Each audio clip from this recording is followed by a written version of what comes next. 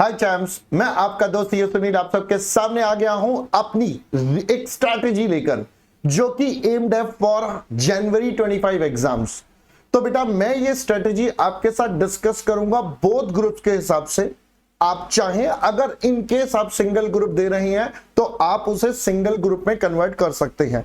तो I will give you a generalised parameter, सारे subjects का ओवरऑल आपको कैसे करना चाहिए जिससे कि आप पक्का जनवरी एग्जाम में एकदम बढ़िया तरीके से अपने फ्लाइंग कलर्स के साथ पास हो सकें। ऑलराइट, चलिए बेटा स्टार्ट करते हैं।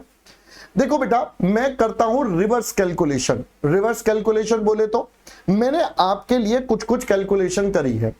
अगर मैं अभी से देखना शुरू करूं तो हमारे पास कितने दिन बाकी हैं। So we have 26 days of October approximately, नवंबर के 30, दिसंबर 31 और मैंने 5 दिन जनवरी के ले लिए हैं क्योंकि बाकी के दिन तो आप अकाउंट्स का पहले पेपर की तैयारी में स्टार्ट हो जाएंगे।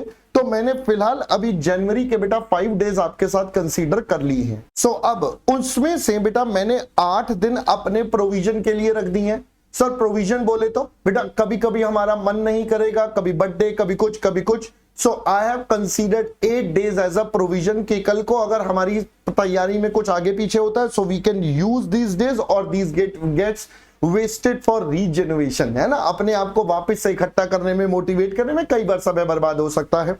तो हमारे पास नेट बच गए बेटा 84 डेज।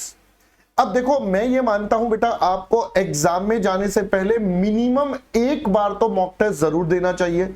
तो मॉक टेस्ट बेटा 6 सब्जेक्ट्स का है तो 2 दिन में एक के लिए मान लेता हूं तो हमारे 12 दिन तो बेटा मॉक टेस्ट में यूज हो गए। So we are now left with just 72 days for all the 6 subjects. 72 days for 6 subjects. So I have given a bifurcation of 12 days for each subject. मैंने बेटा रिवर्स कैलकुलेशन करके आपके साथ ये काम कर दिया। अपने पास बचे हैं 12 दिन। अब सर इन 12 दिन को हमें कैसे यूटिलाइज करना है उसके लिए मैंने आपके लिए प्लान बना दिया। बेटा 12 दिन में मैं सबसे पहला एक ब्रेक बनाऊंगा 5 डेज का, then we have 3 days, then we have 2 days and then we have 2 days. मैंने इसको 4 पार्ट्स में बांट दिया। आप चाहो तो इसमें अपने हिसाब से एडजस्टमेंट्स कर सकते हो but this is the preferred way I have done. अब मैं क्या करता हूं बेटा, मैं 5 दिन के लिए अपने एक सब्जेक्ट को डिवोट करता हूं। अब there would be 2 kind of students. पहला जो बच्चा कहता है सर मैं एक बार में एक सब्जेक्ट प्योरली करूंगा, हाँ बेटा तो वो क्या करे, पहले डे से अपना एक सब्जेक्ट शुरू करे, 5 दिन तक एक सब्जेक्ट लगातार पढ़े और 6th डे पर बेटा अगला सब्जेक्ट उठा ले। There is a possibility 5 day में आपका हो सकता है 70% कवरेज हो, 80% कवरेज हो या 90% कवरेज हो, जितना भी हो, बट डोंट स्किप कि भैया मेरा ना पहला पेपर अकाउंट्स है। जनरली बच्चा क्या करता है, अकाउंट से उठाया, पहला पेपर अकाउंट्स है, अकाउंट्स अपना प्यार है तो अकाउंट्स में वो 5 की जगह 6 या 7 दिन लगा देता है। बेटा अब आपको याद रखना है दिन हमारे पास उतना ही है। अगर आप एक दिन कम ज्यादा किसी सब्जेक्ट में देते हैं तो किसी सब्जेक्ट में सेक्रीफाइस करना पड़ेगा। आई डोंट वांट कि आप किसी सब्जेक्ट में सेक्रीफाइस करें क्योंकि बेटा सारे सब्जेक्ट मिलकर ही आपको पास करवाएंगे। सब में पास होना जरूरी है तभी आप पास कहलाएंगे। तो बेटा इसलिए सब सब्जेक्ट्स की हमारे पास बराबर वेटेज है। तो भाई पहले 5 दिन में मैंने अपने सब्जेक्ट्स को एक को तैयार करा। अब कुछ बच्चे कहते हैं सर हम तो थ्योरी प्रैक्टिकल मिक्स करते हैं। कोई बात नहीं बेटा, वो टोटल 10 डेज ले लीजिए जिसमें 2 सब्जेक्ट्स को बैलेंस कर लीजिए। सर अब इस रिवीजन को स्टार्ट कैसे करें, तो बेटा मेरा रिकमेंडेशन है आप हर सब्जेक्ट के अंदर कुछ ऐसे चैप्टर्स होते हैं जिनका वेटेज ज्यादा है, जिनका बार बार एग्जाम में आता है, पास्ट ट्रेंड्स आपके पास अवेलेबल है बेटा, उनके हिसाब से आप उनको ABC कैटेगरी में बांट के पहले A कैटेगरी के चैप्टर फिर B and then C, this should be the sequence, ठीक है। अब इसके अलावा बेटा अब नेक्स्ट 3 डेज में अब पहले तो वो पार्ट करना है जो पिछली बार बच गया। लेट सपोज यहां पर आपने 80% करा था तो पहले वो बैलेंस 20%, फिर दोबारा से पहला वाला। सर 5 का 3 में हो जाएगा रिवाइज, मैंने कहा डेफिनेटली हो जाएगा, बिल्कुल हो जाएगा। सर कैसे, बेटा जब आप इसी चीज को दोबारा से देखोगे तो आपका और कम हो जाएगा काम। प्लस मैंने आपको पहले भी ये बातें समझाई हैं कि बेटा अब ये जो रिवीजन स्ट्रेटेजी है ये ऑडिट वाली है। अब यहां पर अब सारे क्वेश्चन कर नहीं देख सकते हैं, यहां पर तो लिमिटेड समय में हमें ज्यादा ऑडिट करने हैं, कुछ क्वेश्चंस करके देखनी है, यहां पर और कम करनी है, यहां पर तो बहुत ही मिनिमम करने हैं। सो दिस इज द स्ट्रेटेजी बेटा जो आपको हर सब्जेक्ट में लगानी है। फर्दर जब लास्ट 2 डेज बचेंगे तो ये सोचिए ये तो एग्जामिनेशन वाला माहौल होगा, क्योंकि एग्जाम के समय में भी अप्रोक्सीमेटली आपके पास 1.5 डे होता है जब आप एग्जाम देकर वापस आते हैं और अगले पेपर के लिए निकलना होता है। तो सिमिलर वे यहां पर मैंने आपका 2 दिन का प्लान बनाया है कि इन 2 दिन में आप ये एक बार से अपनी मॉक ड्रिल कर सकते हो।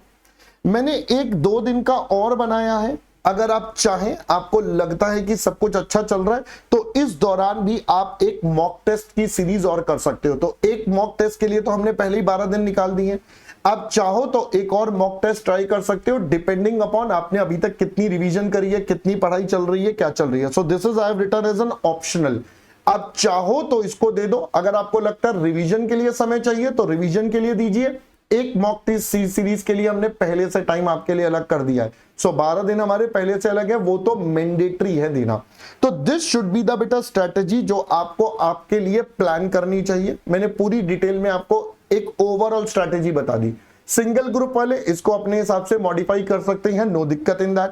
फर्दर बेटा एक जनरल पॉइंट्स में आपको बताऊंगा, बेटा बीच बीच में प्रॉपर रेस्ट लीजिए, आपको रेस्ट लेना जरूरी है, सोना जरूरी है बेटा, स्लीप प्रॉपरली लीजिए, मिनिमम 6 आवर्स टू 7 आवर्स की स्लीप जरूर रखिएगा, वरना आपका नेक्स्ट डे पर इफेक्टिवनेस कम हो जाती है।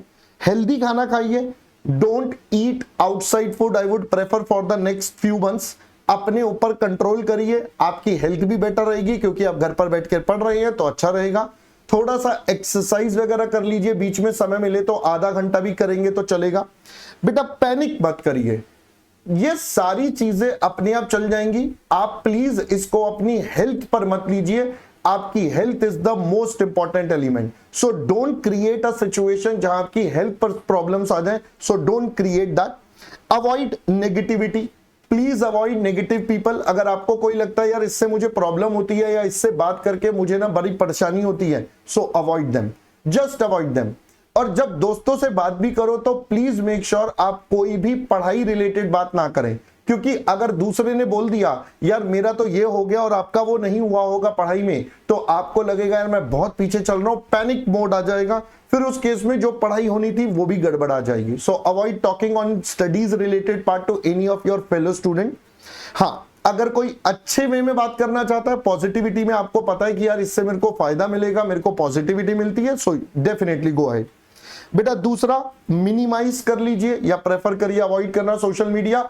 These would be the basic tips, ठीक है। बाकी मैंने आपको एक ओवरऑल डे वाइज स्ट्रेटेजी का ब्रेकअप दे दिया, किस तरीके से आपको अगले 3 महीने के लिए प्लान बनाना है।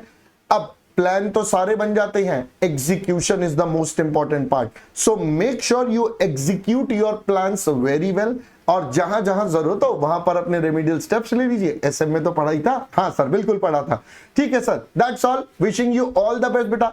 पढ़ते रहें, आगे बढ़ते रहें, क्योंकि अंत में सिर्फ पढ़ाई काम आओगी। बाय बाय दोस्तों, ऑल द बेस्ट।